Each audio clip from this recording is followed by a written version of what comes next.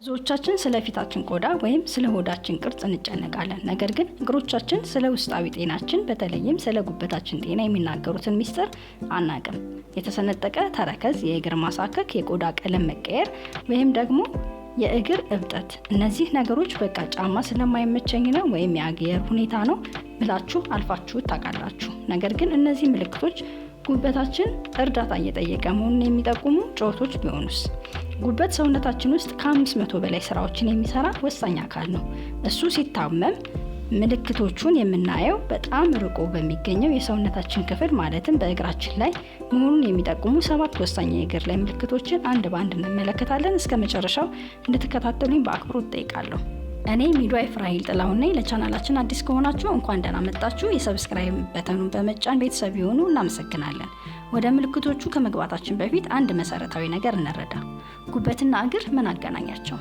ጉበት የሰውነታችን ፊልተር ወይም ማጣሪያ ነው። የምንበላው የምንጠጣውና በቆዳችን የሚገባው መርዝ ቶክሲክ ያጣራል።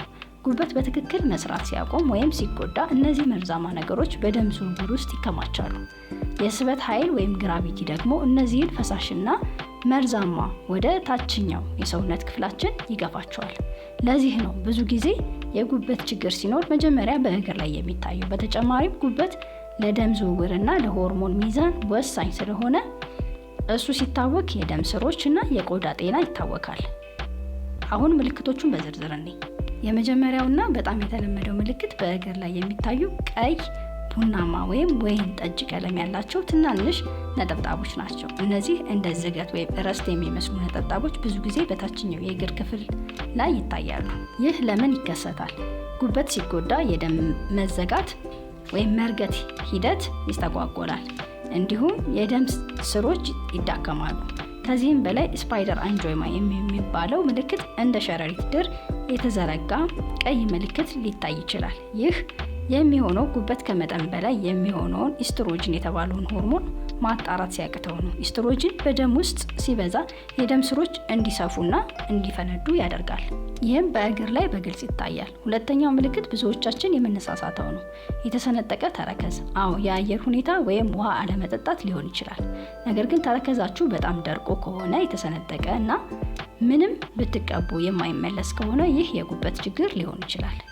ጉበት ባይል የተባለ ፈሳሽ ያመርታል። ይህ ፈሳሽ ሰውነታችን ስብን እንዲፈጭ እና ቫይታሚኖችን እንደ ቫይታሚን ኤ፣ ኢ እና ኬ እንዲቀበል ይረዳዋል። በዚህም ምክንያት ሰውነታችን ለቆዳ ጤና አስፈላጊ የሆነውን ስብና እርጥበት ማግኘት አይችልም። ውጤቱስ እጅግ የደረቀ የተሰነጠቀ እና ቅርፊት የመሰለ የእግር ቆዳ ይሆናል። ሶስተኛው ምልክት ግራ የሚያጋባ ነው። እግር ማሳከክ፣ በተለይ በእግር መዳፍ ሶል ኦፍ ፉት ላይ የሚሰማ የማያቋርጥ ማሳከክ። ይህ ማሳከክ የሚመጣው ቅድም ባልነው ባይል መከማቸት ምክንያት ነው። ጉበት ሲጎዳ ወይም ሲዘጋ ባይል ወደ አንጀት መፍሰስ ሲገባ ወደ ደም ዝውውር ይመለሳል። ይህ በደም ውስጥ ያለው የባይል ጨው ወይም ባይል ሳልት ከቆዳ በታች ይከማችና ከባድ የማሳከክ ስሜት ይፈጥራል። ይህ ማሳከክ ማታ ማታ ሊብስ ይችላል። ክሬም ብትቀቡም ላይጠፋ ይችላል፣ ምክንያቱም ችግሩ ያለው ከውስጥ ነው። አራተኛውና ምናልባትም አደገኛው ምልክት ፒቲንግ ኢደማ ወይም የእግር እብጠት ነው። ይህ እንዴት ማወቅ እንችላለን? ጣቶቻችን በእግራችሁ እብጠት ላይ ተጭናችሁ ስትለቁት ቆዳው ወዲያውኑ ወደ ነበረበት ከመመለስ ይልቅ የጣቶቻችሁ ምልክት ወይም ጉድጓድ ሰርቶ ለተወሰነ ሰከንድ ከቀረ ይህ ፒቲንግ ኢደማ ነው። ይህ የሚሆነው ጉበት አልቡሚን የተባለውን ፕሮቲን ማምረት ሲያቆም ነው። አልቡሚን ፈሳሽ ከደም ስሮች ወጥቶ ወደ ቲሹዎች እንዲገባ የሚከላከል የፕሮቲን አይነት ነው። እርሱ ሲያንስ ፈሳሽ ወደ እግር ይወርድና እብጠት ይፈጠራል። ይህ የጉበት ሲሮሲስ ወይም የልብ ችግር ምክንያት ሊሆን ስለሚችል በፍጥነት ዶክተር ማማከር ያስፈልጋል። አምስተኛው ምልክት ብዙ ጊዜ ከስኳር በሽታ ጋር ይያያዛል፣ ነገር ግን ከጉበት ጋርም ቀጥተኛ ግንኙነት አለው። እግር ላይ የሚሰማ ህመም፣ መደንዘዝ፣ ነምብነስ ወይም ደግሞ እንደ እሳት የማይቃጠል ስሜት። ይህ በተለይ ሄፓታይተስ ሲ ወይም በአልኮል ምክንያት የሚመጣ የጉበት በሽታ ላለባቸው ሰዎች የተለመደ ነው። ጉበት መርዛማ ነገሮችን ማጣራት ሲያቅተው እነዚህ መርዛማ ነርቭ ኮላጅን ይጎዳል። ይህ የጉበት የነርቭ ጉዳት ኔቭሮፓቲ በእግር ጣቶችና መዳፍ ላይ የመደንዘዝ ወይም የማቃጠል ስሜት ይፈጥራል። ስድስተኛው ምልክት የእግር መጥፎ ሽታ ነው። እርግጥ ነው ጫማ አፍኖት ሊሆን ይችላል። ነገር ግን ጉበት መርዛማ ነገሮችን በሽንት ወይም በሰገራ ማስወገድ ሲያቅተው ሰውነት በሌላ መንገድ ለማውጣት ይሞክራል፣ በላብ በኩል። ይህ መርዛማ ላብ በእግር ላይ ሲወጣ እጅግ የሚከብድ ሽታ ይኖረዋል።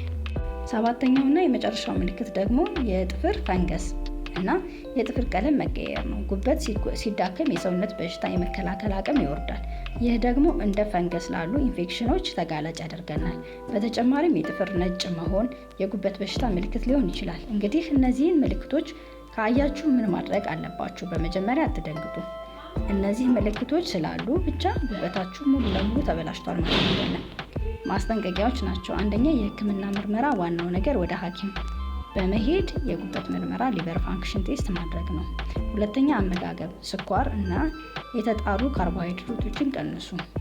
አረንጓዴ ቅጠላቅጠሎችን፣ ጎመን፣ ብሮኮሊ እና ነጭ ሽንኩርት አብዝታችሁ ተመገቡ። ክብደት መቀነስ። ከመጠን በላይ ውፍረት ለጉበት ስብ ፋቲ ሊቨር ዋና መንስኤ ነው። የእግራችሁ ጤና የጉበታችሁ መስታወት ነው። ዛሬውኑ እግራችሁን ተመልከቱ። የጠቀስናቸው ምልክቶች ካሉ ቸል አትበሉ። ይህ ቪዲዮ ጠቃሚ ሆኖ ካገኛችሁት ላይክ በማድረግ እንዳትረሱ። በሌላ ጠቃሚ የጤና ቪዲዮ እስክንገናኝ ጤና ይስጥልኝ። ጥላሁን እባላለሁ። በሚድዋይፍ የመጀመሪያ ዲግሪ ያለኝ እንዲሁም በዚህ ፊልድ ከ4 ዓመት በላይ ለጤና ጠቃሚ የሆኑ ምግቦችን ማስወገድ የሚገቡ ምግቦች፣ ሰውነት ምልክቶችን ሐኪም ማማከር እንዳለብን ሰብስክራይብ በማድረግ እንድታበረታቱኝ በአክብሮት እጠይቃለሁ።